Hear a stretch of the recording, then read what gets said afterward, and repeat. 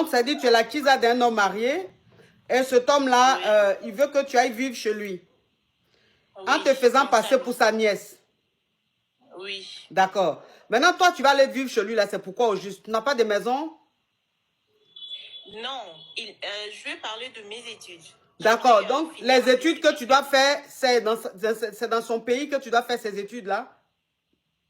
Lui, il me propose faire la médecine. Et Oui. dans la ville, il y a une université qui est plus réputée dans sa ville, là où il vit.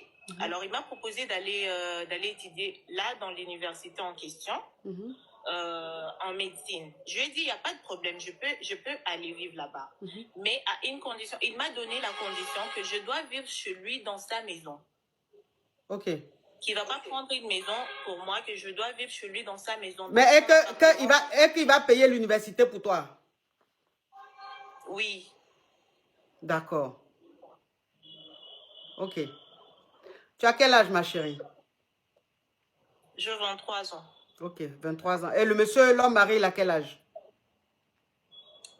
Je crois 40, 42. 42 ans. Oui. D'accord, ok. Tu sais, ma chérie, dans la vie, là, il y a des choses qu'il faut éviter. Oui. C'est-à-dire qu'il ne faut pas pousser le vice jusqu'à un niveau. Parce que la femme, là, la femme du monsieur, là, tu vas l'habiter là-bas. Oui. Il va te faire passer pour sa nièce. Mais deux personnes qui grèent ensemble, là, ils ont une façon de se regarder, ils ont une façon de communiquer. Quand tu es un adulte, ça se voit. C'est-à-dire que tu vas te faire passer pour sa nièce. Comment? Elle va finir par savoir que tu n'es pas sa nièce. Deux personnes qui grèent ensemble ne se comportent pas comme un tonton. Attends, ma chérie. Ne se comportent pas comme un oncle et sa nièce. Donc, il va savoir. Et toi-même, si tu as des sentiments pour ce monsieur, arrivé à un certain moment, tu auras un comportement de rivalité. Et la femme va comprendre que tu n'es pas la nièce à son mari, tu es la rivale. Il faut éviter ça, ma chérie. Il faut éviter ça.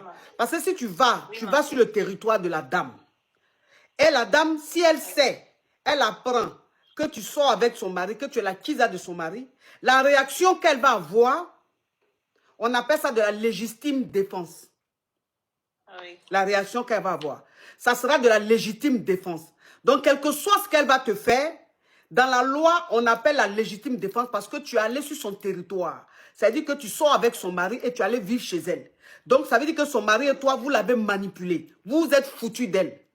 Donc, elle sera peut-être condamnée, mais la condamnation ne sera pas sévère. Parce que c'est vous qui l'avez provoqué. Il faut éviter ça, ma chérie. Il faut éviter ça. Toi-même, là, tu as 22 ans, 23 ans. Demain, quand tu seras dans ton foyer et que la kisa de ton mari va venir habiter là, elle va se faire passer pour la nièce de ton mari. Quand tu vas apprendre ça, je ne sais pas comment tu vas réagir. Parce que l'ange, en nous, là, il y a le démon et puis il y a l'ange. Il y a des gens qui développent le côté ange. C'est pour ça qu'ils ont un bon comportement. Et il y en a qui développent le côté démon. C'est pour ça qu'ils sont méchants, ils sont mauvais.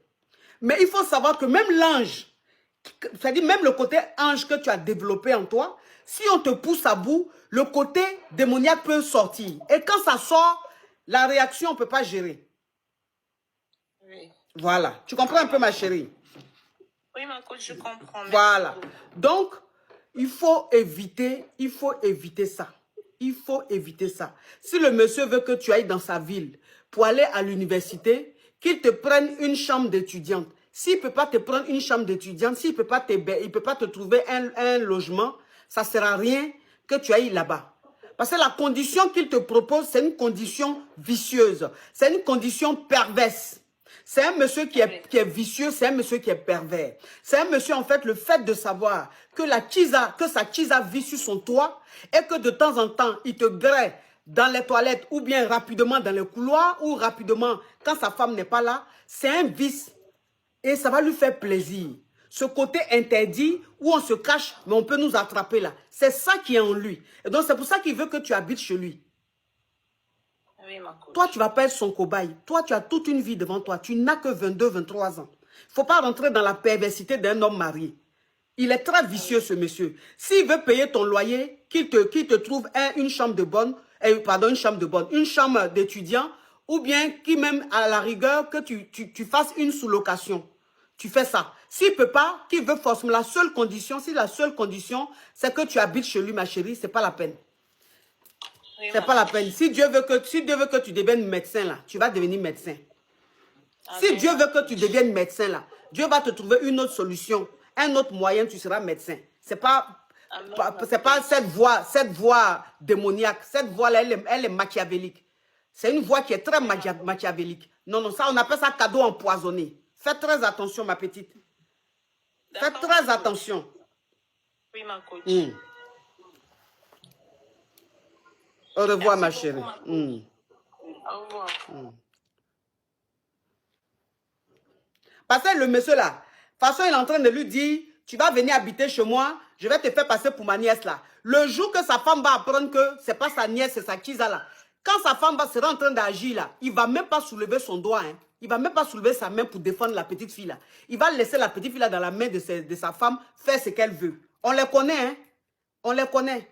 Le jour le truc va arriver là, il ne va même pas défendre la petite fille là. Il va laisser la petite fille comme ça. Ils vont lui faire tout ce qu'ils veulent. On les connaît, c'est comme ça ils sont.